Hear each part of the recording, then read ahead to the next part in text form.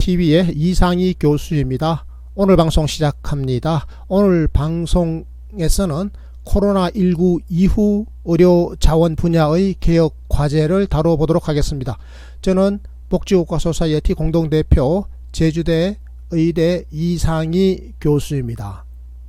오늘 방송에서는 코로나19 이후 우리나라의 의료 자원 분야가 어떻게 개혁되어야 되는지 이 이야기를 좀 하려고 하는데요. 자, 그렇게 하려면 어떻게 해야 되겠습니까? 의료 자원이 뭔지를 잠시 짚어보고 우리나라 의료 자원의 현황과 문제점을 거론하지 않을 수가 없겠습니다. 흔히 의료 자원이라고 하면 병의원의 시설, 무엇보다 중요한 것은 뭐죠? 의료 인력입니다. 의사와 간호사 같은 의료 인력이죠. 이 내용을 여러분과 함께 다뤄보도록 하겠습니다. 자, 여러분 이 슬라이드 잠깐 봐주시겠습니까? 우리나라 국민의 의료 서비스 이용 현황과 시사점이라고 하는 보고서인데요. 국회 입법조사처에서 발행한 것입니다. 김주경 박사의 이슈 브리핑인데요.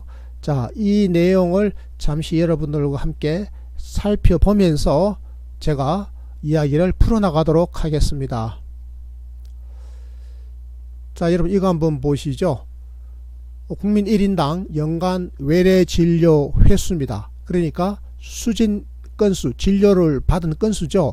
우리 국민 1인당 1년 동안 외래 진료를 몇 회 이용했는가 이거죠. 여러분들은 몇 회 이용하셨던 것 같습니까? 지난 1년 동안에 몇 번 의원 혹은 병원의 외래 진료를 이용하신 것 같습니까? 많은 분들은 이렇게 대답하십니다. 저는 1년 동안 뭐 한두 번, 한 서너 번 갔나요? 몇 번 안 되는 것 같은데요. 자, 그러면 국민 1인당 평균 내면 몇 번일까요? 여러분 아주 놀랍죠? 그렇습니다. 아주 놀라울 상황입니다. 국민 1인당 말이죠. 우리나라 몇 회입니까? 16.6회나 됩니다. 16.6회. 1등이죠. OECD 평균이 몇 회죠? 6.7회입니다. 그러니까 OECD 국가들에서는 평균적으로 국민 1인당 1년에 6.7회 외래로 의료기관을 방문했는데 우리나라는 16.6회나 방문했다. 엄청난 방문 횟수죠. 여러분 이거 어떻게 보십니까? 적절했다고 보십니까? 의료 자원의 과도한 이용이고 낭비라고 보십니까? 16.6회라고 하면요, OECD 평균 6.7회보다 몇 배가 많은 거죠? 두 배 넘죠? 2.5배입니다. 정말 엄청나죠. 우리가 외래 진료를 OECD 평균보다 2.5배 많이 이용했다고 하는 건데요. 만약에 OECD 평균 수준으로 외래를 이용하는 것이 적절한 것이라고 하다면, 그것이 적절하다고 한다면 우리는 이 적절함에 비해서 몇 배나 더 과잉 이용을 한 겁니까? 그렇죠. 2.5배 의료 자원을 낭비했던 겁니다. 이 분야에 이렇게 거대한 과잉 진료와 낭비가 빚어졌다. 거대한 비효율이 존재했다. 이렇게 이야기하더라도 전혀 틀린 이야기가 아닌 것이다. 저는 이렇게 말씀드리고 싶습니다. 자, 여러분 대체적으로 한번 보십시오. 여러분이 국민 행복 수준이 높은 선진국이라고 하면 어떤 나라를 꼽습니까? 북유럽 국가들과 중부 유럽에 있는 뭐 독일 등 선진국들이죠. 자, 한번 볼까요? 대체적으로 OECD 평균 수준에 거의 근접해 있죠. 보실까요? 핀란드, 노르웨이, 그죠? 북유럽 선진국이죠. 그리고 요 덴마크도 있고, 그렇죠. 스웨덴도 있네요. 스웨덴이나 덴마크 이런 나라들은 극단적으로 의료 이용을 적게 하는 나라들이죠. 미국도 의료 이용을 적게 하는 나라에 속합니다만 핀란드, 노르웨이, 북유럽의 선진국들도 한 4.5 이하 그 전후 수준으로 이용을 하고 있다는 사실을 우리가 알 수가 있습니다. OECD 평균에 비해서 우리나라는 압도적으로 많이 이용을 하고 있다. 독일 같은 경우에도 비교적 의료 이용을 많이 하는 나라에 속하는 걸로 되어 있습니다. 자, 이쯤 하고요. 우리가 다음 슬라이드로 다음 내용을 한번 가보겠습니다. 자, 이게 자, 여러분 이거 한번 봐주십시오. 주요 국가의 활동 의사 숫자입니다. 활동 의사 숫자. 그러니까 장롱속 면허라든지 은퇴한 의사가 아니고 실제로 임상 진료에 종사하고 있는 임상 의사의 숫자를 이야기하는 거죠. OECD 평균입니다. OECD 평균은 인구 1000명당, 국민 1000명당이죠. 3.4명의 의사가 활동하고 있습니다. OECD 평균은 인구 1000명당 3.4명이에요. 그런데 우리나라는 몇 명이죠? 2.3명입니다. 3.4와 2.3입니다. 2.3 나누기 3.4 곱하기 100 하면 100분율이 나오죠. 한 67%가 나옵니다. 그러니까 우리나라는 OECD 평균에 비해서 의사 숫자가 67%에 불과하다. OECD 평균에 비해 67% 수준이다. 의사 숫자가 많이 모자라죠. 자, 그렇다면 대체적으로 선진국하고 비교해보면 어떨까요? 선진국이라 하면 이제 주로 독일, 노르웨이, 오스트리아 주로 이쪽 나라들이죠. 이 나라들은요, 굉장히 의사 숫자가 많죠. 어떻습니까? 인구 1000명당 4명이 넘죠. 우리나라는 2.3명인데 우리나라의 몇 배? 2배나 된다라는 사실을 여러분들이 알 수가 있는 거죠. 자, OECD 평균은 인구 1000명당 3.4명이다. 임상의사 숫자가 말이죠. 자, 그렇다면 우리나라는 몇 명이라고요? 2.3명. 우리나라처럼 의사 숫자가 적은 나라가 일본과 미국이죠. 한국, 일본, 미국, 영국도 의사 숫자가 적죠. 그러니까 이 나라들은 2.3, 2.4, 2.6, 2.8. 자, 공통점이 있죠. 영국과 미국, 일본과 한국. 이 네 개 나라는 뭐죠? 전형적인 그렇죠. 시장주의 국가죠. 전형적인 시장주의 국가입니다. 그리고 의료 시스템에 있어서도 영리성을 추구하는 민간 의료의 역할이 꽤 강하거나 영국 같은 경우에는 최근에 의료 공공성 수준이 많이 떨어진 경우에 해당됩니다. 정부가 의료 분야에 대한 공공 투자를 많이 줄여서 민간 분야가 서서히 기지개를 펴고 있는 상황, 이게 영국의 최근 상황이고요. 미국은 그야말로 전형적인 민간 중심의 보건의료 체계를 가지고 있죠. 일본도 의료 자원에 있어서는 미국보다 더 심한 정도로, 더 심하도록 민간 중심으로 의료 자원이 공급되어 있고요. 우리나라는 일본을 보고 거의 뺏기다시피 했기 때문에 그렇습니다. 그러다 보니까 미국, 영국 중심의 영미식의 자유주의 국가, 한국, 일본 이 네 개 나라는 의사 숫자는 굉장히 적다라고 하는 걸 알 수가 있습니다. 그만큼 그 의사의 파워가 크다 이렇게도 볼 수 있는 거죠. 의사 숫자가 적다라고 하는 것은 그만큼 이 희소성의 원리가 지배적으로 시장의 원리에서 관철되고 있다 이렇게 볼 수도 있는 겁니다. 자, 이렇게 보면 국민 전체적 차원에서 보면 국민들에게는 별로 그렇게 썩 좋은 일이 아니다라고 하는 사실도 알 수가 있습니다. 그러면 OECD 평균보다 1인당 인구 1000명당 의사 숫자가 많은 나라들이 이제 주로 독일, 노르웨이 이런 나라들인데 또 어떤 나라가 있을까요? 그렇습니다.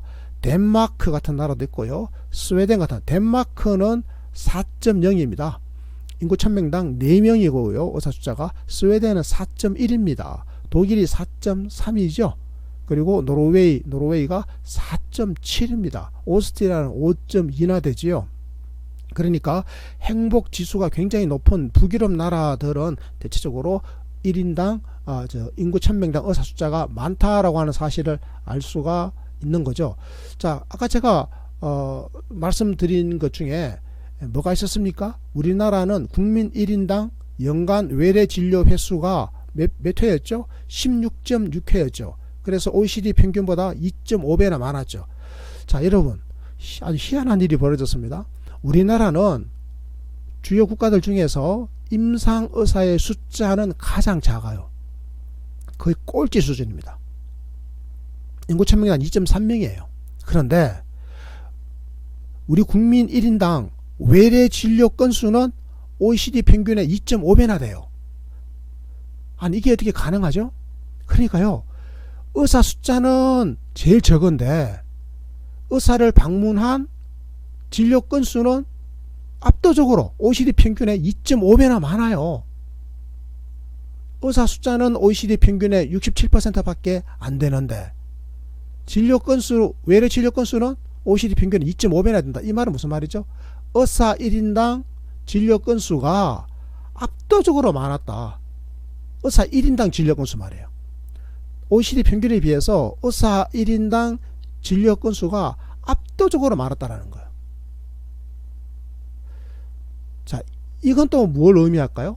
의사 1인당 진료 건수가 OECD 평균에 비해서 압도적으로 많았다. 다시 말씀드리자면 유럽 다른 OECD 국가들에서 의사 한 명이 외래 진료에서 환자를 만약에 뭐 한 15명, 20명 본다면 우리나라에서는 한 80명, 100명 이렇게 본다는 이야기죠.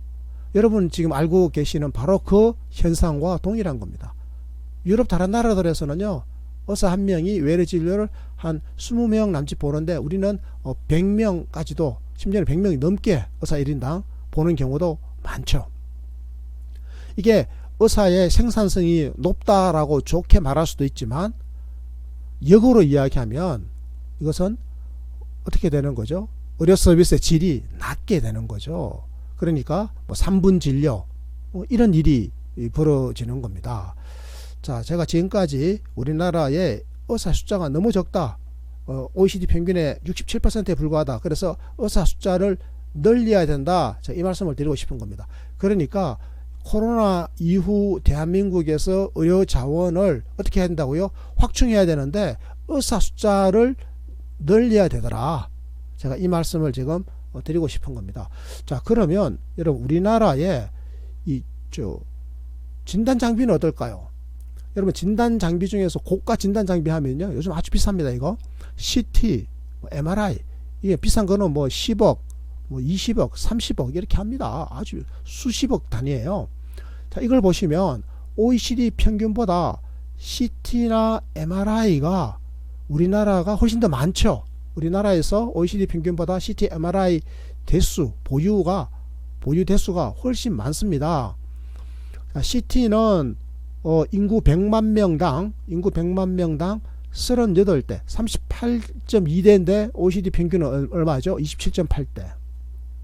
MRI는 인구 100만 명당 29.1대인데 OECD 평균은 17.4. 우리가 훨씬 더 많습니다. 이걸 합쳐보니까 인구 100만 명당 우리가 67.3대인데 OECD 평균은 45.2대다. 우리나라는 OECD 평균에 비해서 1.5배 정도 많습니다. 1.5배나 되는 거죠. 저는 뭐 이거에 대해서는 큰 불만은 없습니다만 그래도 걱정스럽습니다. 우리나라가 모든 지표에서 OECD 평균에 뒤떨어지죠. OECD 평균의 대부분 다 좋은 지표, 아주 건강한 지표, 밝은 지표에서는, 바람직한 지표들에서는 OECD 평균에 한참 못 미치고 있지 않습니까?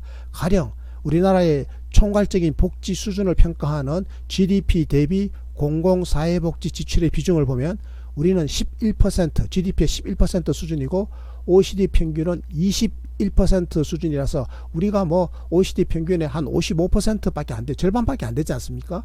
OECD 평균의 절반밖에 안 돼요. 국민 행복 수준, 우리는 OECD 평균에 한참 못 미치죠. 거의 꼴찌 수준 아니겠습니까? 하위권이죠.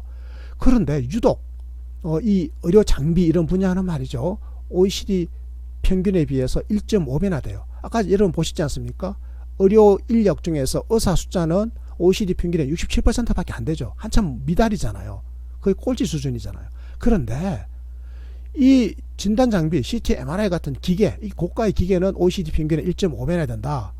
저는 이거 OECD 평균 수준으로 좀 줄어드는 게 좋다고 생각합니다. 이거 전혀 바람직하지가 않은 것 아니겠습니까? 자, 그렇게 생각하고요. 또 한번 보죠. 자, 이게 뭡니까 여러분? 이게요, 병상수입니다. 여러분 병상수 요거 한번 제가 잠깐 볼게요. 이거 참 걱정스러워요. 저는 이 병상수인데요, 병원의 병상수인데 우리나라가 지금 세계에서 2등이에요. 일본이 1등이고요. 인구 1000명당 그 나라의 병상이 몇 개 있냐? 일본이 13.1병상이에요. 인구 1000명당. 인구 1000명 중에서 13명이 입원할 수 있는 겁니다. 병상이 이만큼 많으니까요. 우리나라 12.3병상이에요. OECD 평균은 4.7병상이거든요. 자, OECD 평균이 인구 1000명당 4.7병상인데 우리는 12.3병상이면 이게 몇 배죠? 거의 뭐 한 3배쯤 되는 거죠. 이건 정말 여러분 심각하게 많은 거죠. OECD 평균에 비해서 아까 제가 고가 의료 장비인 CT와 MRI가 OECD 평균에 비해서 한 1.5배 수준으로 많다고 그랬지 않았습니까? 그런데 이 병원 병상 수는 3배나 많아요. 장비는 고가 장비는 1.5배가 많고 그리고 병원 병상 수는 OECD 평균의 3배가 많다. 자, 여러분 이게 병상이 이렇게 많으면 이 병상 중에 상당수가 놀고 있겠죠. 병상이 놀고 있으면 이건 또 자원의 낭비 아니겠습니까? 자원의 낭비죠. 그런데 자, 병상이라고 하는 것은 그 속성이 어떤 게 있습니까? 병상은 비어 있고 싶어요? 사람을 채우고 싶어요? 그렇습니다. 만들어진 병상은 반드시 채워지려는 경향이 있다. 이런 법칙이 있습니다. 이게 이제 로머의 법칙이라고 하는 건데요. 이 로머의 법칙에 따라서 병상은 대체적으로 채워지려는 경향이 있습니다. 그런데 누구로 채워집니까? 이렇게 병상이 과잉이 되어 있으면 꼭 필요하지 않은 환자들로 채워지는 경우입니다. 불필요한 입원이 이루어지게 되는 거죠. 과잉 진료, 과잉 입원이 이루어지게 되면 이게 또 더 막대한 의료 자원의 낭비가 생기는 거죠. 정말 걱정스럽습니다. 그래서 우리나라는 앞으로 이 병상 수를 줄여 나가야 됩니다. 이 병상 수를 줄여 나가야 될 과제가 있습니다. 그래서 앞으로 우리가 이제 코로나 이후에 이 병상 수를 줄여 나가는 과제에서 공공병원이 이 병상 수를 상당 부분 좀 흡수하는 방향으로 그렇게 좀 나아갔으면 좋겠다. 이런 생각을 하게 됩니다. 자, 여러분 이것도 한번 잠시 봐주시겠습니까? 이게요, 그 입원 환자의 평균 재원 일수인데요. 그러니까 여러분 이제 병원에 입원하시면 1년에 도대체 며칠을 병상에 계시는지, 며칠을 입원해 계시는지, 뭐 여러분 뭐 맹장염 수술 받고 난 다음에 뭐 한 5일이나 일주일 입원해 있었던 기억이 있다, 이렇게 말씀하시는 분이 계실 겁니다. 저희 아버지께서는 뭐 암으로 인해 가지고 뭐 암 치료 받는다고 한 달 입원해 있었다, 뭐 이런 경우도 있죠. 자, 이런 입원 일수를 다 합쳐가지고 입원하신 분들의 숫자로 나눈 거예요. 그러니까 평균 재원 일수가 되는 겁니다. 입원하신 분들이 1년 동안에 며칠 입원했느냐 이 말이죠. 그렇죠. 그러니까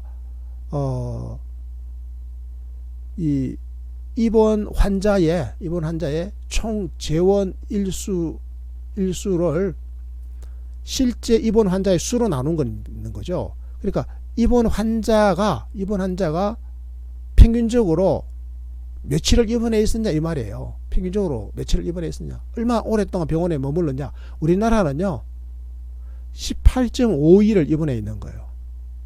이건 엄청 길게 입원해 있는 겁니다. 입원하면 그냥 18.5일을 입원해 있는 거예요. 이거 왜 이렇습니까? 우리나라의 치료 기술 수준이 떨어져서 그런가요? 낮아서? 아니죠. 우리나라는 치료 기술 수준이 아주 좋아요. 그럼 왜 이런 일이 벌어지죠? 병상이 너무 많으니까, 병상이가 몇 배나 많았습니까? OECD 평균에 비해서 3배나 많았죠. 한번 입원하게 되면 계속 입원해 계시라고 입원을 유도하는 겁니다. 그러니까 입원해 있으면 최소한 병상에 대한 대가는 지불할 거 아니겠어요? 입원료는 낼 거 아니겠어요? 그러니까 입원 병상에 비어 있는 것보다는 환자가 누워 있는 게 더 좋죠. 병원 입장에서는. 자, OECD 평균이 7.3이에요. 7.3인데 우리는 18.5나 돼요. 그러니까 OECD 평균에 이게 몇 배나 되는 거죠? 2.5배가 넘어요. 엄청난 의료 자원의 낭비가 일어나고 있습니다. 이게 지금 우리나라 의료 자원의 현실이에요. 이런 상황 속에서 우리는 지금 코로나19라고 하는 새로운 시대를 살아가야 됩니다. 어떻게 해야 될 것 같습니까? 그렇습니다. 입원 환자의 평균 재원 일수를 OECD 평균 수준에 맞추어야 돼요. 불필요한 입원, 이건 이제 더 이상 용납될 수가 없습니다. 특히 어떻습니까? 노인 인구의 비중이 늘어나면 늘어날수록 이 경향은 더 강화될 것인데 대한민국 의료 체계가요 이제 버텨낼 수가 없습니다. 이 상황은 코로나 이후 상황에 맞도록 앞으로 고쳐 나가야 된다. 이 말씀을 제가 드리고 싶은 거죠. 정말 이것은 용납되기가 어렵다라는 말씀을 제가 드리고 싶습니다.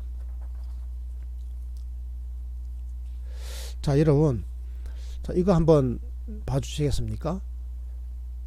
이 그림이요 하나 나와 있죠. 이게 가로축이 의료 이용량이에요. 그러니까 우리 국민 1인당 외래 의료기관을 몇 번이나 방문했냐. 아까 몇 번 방문을 한 걸로 나왔습니까?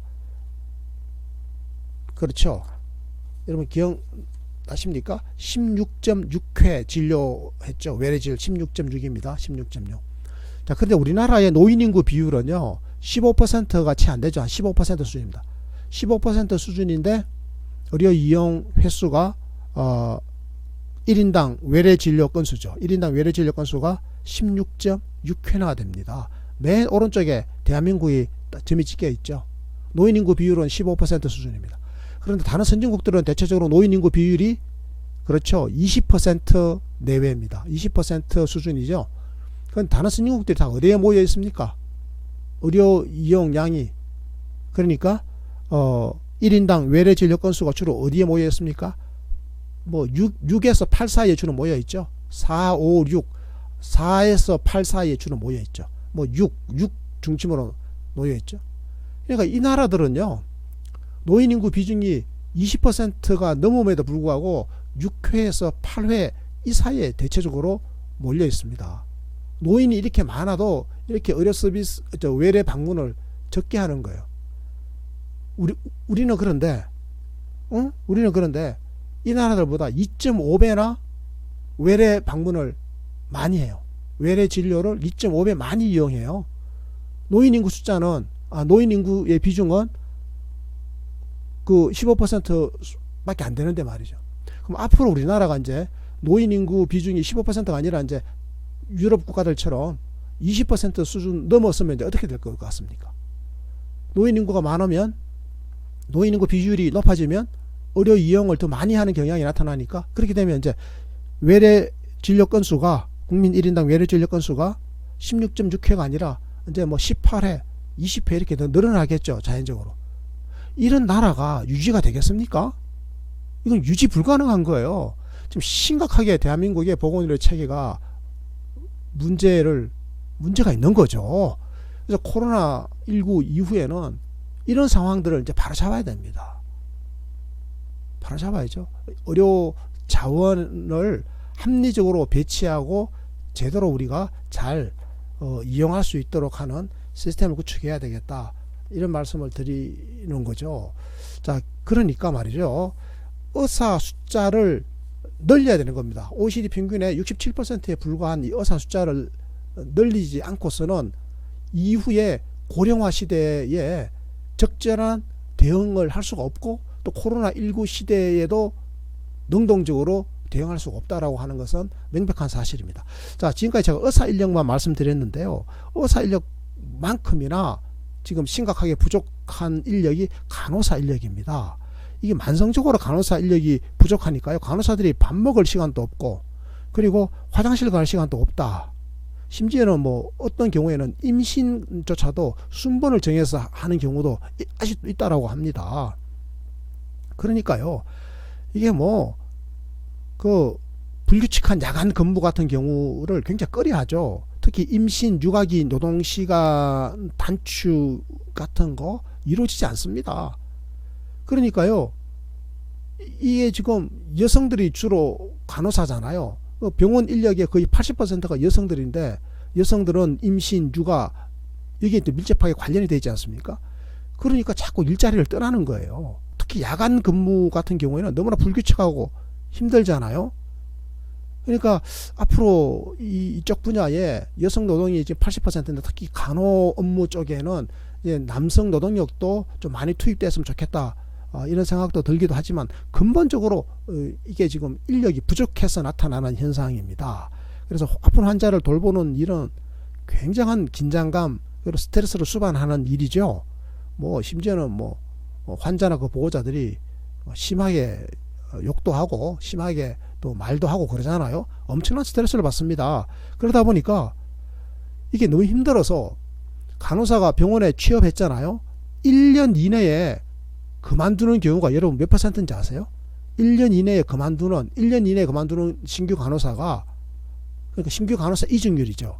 44%나 돼요. 그러니까 100명이 취업했으면 신규 간호사가 1년 내에 100명 중에 44명이 44명이 그만두는 거예요. 그러면요, 여러분 장롱 면허라는 소리 들어보셨습니까? 간호사 면허를 갖고 있는데 간호사 업무에 종사하지 않는 경우를 우리가 장롱 면허라 그러죠. 장롱 면허 비율이요 50%입니다. 그러면 간호사 면허 갖고 있는 사람 중에 50%만 간호사로 일을 하고 있어요 지금. 이것도요 OECD 국가들 중에 우리나라가 최악입니다. 장롱 면허 보유율이 우리나라가 1등이에요. OECD 국가들 중에. 면허를 갖고 있으면서 일을 안 하고 있는 경우죠. 이런 경우도 엄청난 의료 자원의 낭비이고 경제 성장을 저해하고 여성의 경제 활동을 갉아먹는, 여성 경제 활동률을, 그러니까 여성 취업률을 떨어뜨리는, 이게 아주 중요한 그런 요인이 되고 있다는 말씀을 제가 드립니다. 그런데 의료 현장에서는 어떻습니까? 의료 인력이 아주 극심할 정도로 부족하다, 그런 거죠. 그리고 또 이게 부족하다 보니까 이 부족한 인력이 대도시로 쏠림 현상이 나타나는 거예요. 대도시나 큰 병원으로. 지방이나 작은 병원에는 진료과를 폐쇄해야 될 정도로 지금 인력 구하기가 어렵고, 그러다 보니까 뭐 병원 사정이 엉망이 되는 거죠.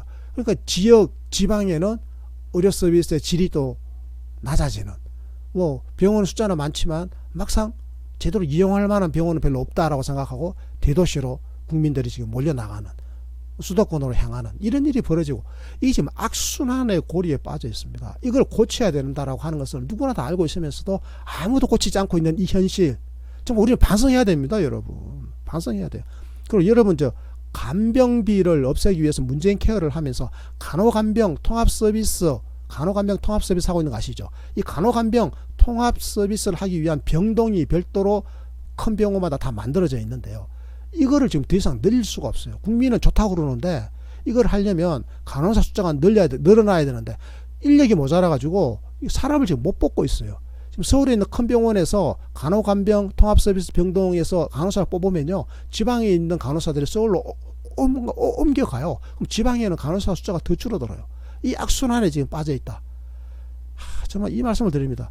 아까 제가 의사 숫자가 엄청 부족하다고 그랬잖아요. OECD 평균에 67%밖에 안 된다. 의사 숫자가 부족하니까 무슨 일이 벌어집니까? 간호사라든지 의료기사 같은 분들이 있죠. 특히 뭐 아주 고도로 숙련된 PA라고 하는 게 있습니다. PA, Physician Assistant라고 그래가지고 Physician, 의사를 어시스턴트, 도와주는 사람이에요. 이 의사 보조 인력이죠. 이 보조 인력들이 그 의사를 대신해서 불법 의료를 하는 경우도 많잖아요. 이게 언론에 노출이 돼가지고 인구에 회자되기도 했죠. 이런 일이 왜 벌어지는 겁니까? 의사 숫자가 절대적으로 모자라요. 그런데요, 더 어이없는 일이 뭔지 압니까? 신자유주의적인 횡포가 이 병원 내에서도 벌어지고 있는 거예요. 여러분 너무 잘 아십니다. 지금 병원에 고용되어 있는 사람들 중에 굉장히 많은 사람들이요, 비정규직이에요. 비정규직은요, 전문성을 쌓을 기회가 잘 없고 또 애착이 적을 수밖에 없잖아요. 아니, 비정규직이 무슨 애착이 그렇게 있어서 죽도록 열심히 뭐를 사명감을 갖고 하려고 그러겠어요? 뭐 1년 다니면 언제 잘려나갈지 모르는데요. 이거는요, 병원 그 근무의 속성, 병원의 특성과 안 맞아요. 그러니까 병원은 대부분의 경우는 정규직으로 뽑아야 돼요. 정규직이라 해야 되잖아요. 그런데 이 의료 서비스의 질과 직결되고 환자의 생명과 관련되는 이 업무에 비정규직을 종사시키고 있어요. 이런 일을 지금 우리가 지난 20년 넘게 방치했어요. 지난 20년 넘게 이렇게 비정규직이 늘어났어요. 과거 1990년 이전만 하더라도 병원에는 비정규직이라는 게 없었습니다. 외환위기 이후로 생겨난 새로운 분석도예요. 모든 것을 다 규제로 완화하는 바람에 이런 일이 이제 벌어졌습니다. 이게 말이 됩니까? 말이 안 되는 일이죠. 국민의 건강과 생명을 책임지기 위해서 고도의 협력 업무 시스템이 작동하는 것이 병원인데 비정규직이 이렇게 적합합니까? 안 되죠. 잘 안 되는 겁니다. 열악한 처우 그리고 고용 불안에 시달리는 이 비정규직들을 정규직으로 전환해 줘야죠. 정규직 전환을 합리적인 방식으로 해야 되는 겁니다. 지나치게 과도한 그런 요구가 있어서도 안 되고 합리적인 방식으로 누구나 동의할 만한 방식으로 정규직 전환을 해야 되는데 지금 그게 잘 안 되고 있는 거예요. 심지어는 국립대학교 병원들조차도 간접 고용 비정규직을 직접 고용으로 정규직으로 전환하라 이런 정부의 방침을 제대로 이행을 지금 못하고 있는 거예요. 안 하고 있는 건지 못하고 있는 건지 아마 이 두 상황이 다 뒤섞였을 겁니다. 어쨌건 제대로 안 되고 있어서 안타까운 거죠. 이게 코로나19 이후 시대에 비정규직에 이 일을 감당하러 갈 수는 없는 것 아니겠습니까? 자, 이 말씀을 제가 분명하게 드리고 싶습니다. 우리나라 간호 인력은요, 인구 1000명당 6.9명입니다. 제가 아까 우리나라 의사 인력은 인구 1000명당 몇 명을 했죠? 2.3명이라고 그랬지 않습니까? 2.3. 간호사는요, 얼마라고요? 인구 1000명당 6.9명입니다. 자, 그럼 이거는 OECD 평균이 몇 퍼센트냐고요? 자, 의사 같은 경우에는 인구 1000명당 2.3명인데 이게 OECD 평균의 67% 수준이라고 그랬죠. 간호사 같은 경우에는 인구 1000명당 6.9명인데 이게 OECD 평균의 76% 수준입니다. 76%. OECD 평균 간호 인력은요, 인구 1000명당 9명이거든요. 우리는 6.9명이니까요, OECD 평균의 76% 수준이다. 이렇게 말씀을 드립니다. 그러니까 코로나 이후에 우리는 어떻게 해야 된다고요? 의사 인력과 간호사 인력의 숫자를 늘려야 된다. 그리고 사실은 이 의사와 간호사가 되고 싶어 하는 우리 청년들이 많습니다. 그래서 이 의사와 간호사라고 하는 이 직능, 이 병원 업무가 앞으로 좋은 일자리에 보고가 되어서 더 많은 사람들에게 고용의 기회를 준다면 이게 경제 성장에 더 기여할 것이다. 그리고 우리 국민들의 일자리 부족 문제에도 능동적으로 대처할 것이다. 지금 이미요, 일부 그 선진국에서는 이쪽 분야가 너무 힘들어서 종사를 잘 안 하려고 하는 경향이 나타나고 있습니다. 우리가 지금 앞으로 금방 이렇게 될 겁니다. 그래서 우리 지금 크게 깨달음을 이번에 얻었으면 좋겠다 이런 생각을 하고 있습니다. 자, 오늘 방송은 이 정도에서 마치도록 하겠습니다. 여러분 시청해 주셔서 고맙습니다.